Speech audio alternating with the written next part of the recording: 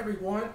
Excuse me. Hello again, everyone. I'm Paul the Nitro Skivers, and welcome to this edition of the Nitro Corner as Wrestlemania week continues with part 3 of the booking sheet. Today, I'm going to look at the end of an era Hell in a Cell match between Triple H and the Undertaker. Now, keep this in mind. Don't be too surprised to see elaborate entrances by all three of these men with pyro and with the staging and the live band stuff. Don't be too surprised by it because they're really hyping this up. Once all the intros and stuff get out of the way, because neither men are going to be intimidated by each other, the match will start. I say this, and I'm going to be real honest with you, I think Shawn Michaels may call it down the middle about 85% of the time.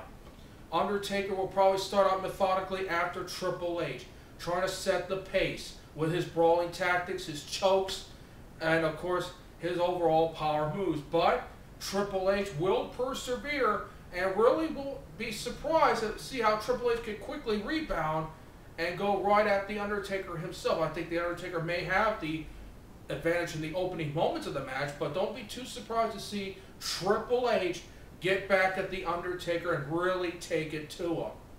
Shawn Michaels, of course, with a serious look on his face, will try to make sure he calls it down the middle. Probably about this match is going to last about 15-20 minutes, as both these men are going to take it to each other in the Hell in a Cell. Don't be surprised if the cell is being used, as well both men could be bleeding profusely during this cage matchup.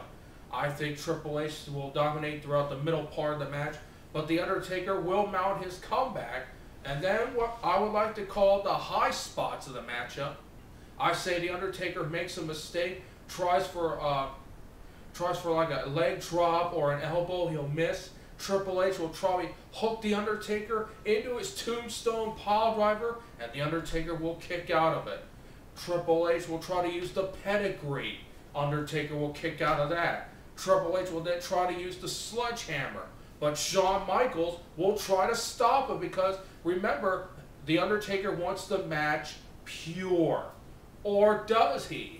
He grabs the sledgehammer, tells him you can't use it. This gives the Undertaker enough time to deliver a choke slam on Triple H, but Triple H will kick out of it.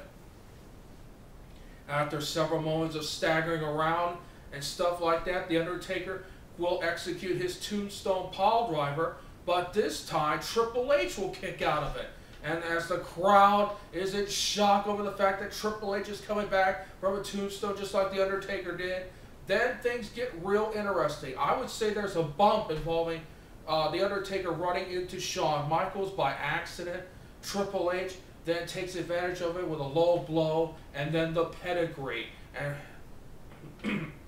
And the pedigree, and thinks he has the win, but Shawn Michaels, of course, is stunned, can't make the count. Triple H goes around to Shawn Michaels, picks him up and says, "Hey man, I had a 3 count this guy, what are you doing, man?" Shawn's like, "Look man, I got knocked down, man, by the Undertaker." Undertaker will try to get up on his feet while Triple H and Shawn Michaels are discussing the matter. Well, Triple H will get a little hot-headed and start shoving Shawn Michaels a little bit, try to push Shawn Michaels. That will send Shawn Michaels over the edge. But really, it's all a setup because the 15% of the time, Shawn Michaels will be in Triple H's corner. You can best believe that. As Shawn Michaels, everyone thinks Shawn Michaels is going to deliver sweet chin music to Triple H. Wrong. Triple H ducks, and Shawn Michaels nails the Undertaker with sweet chin music.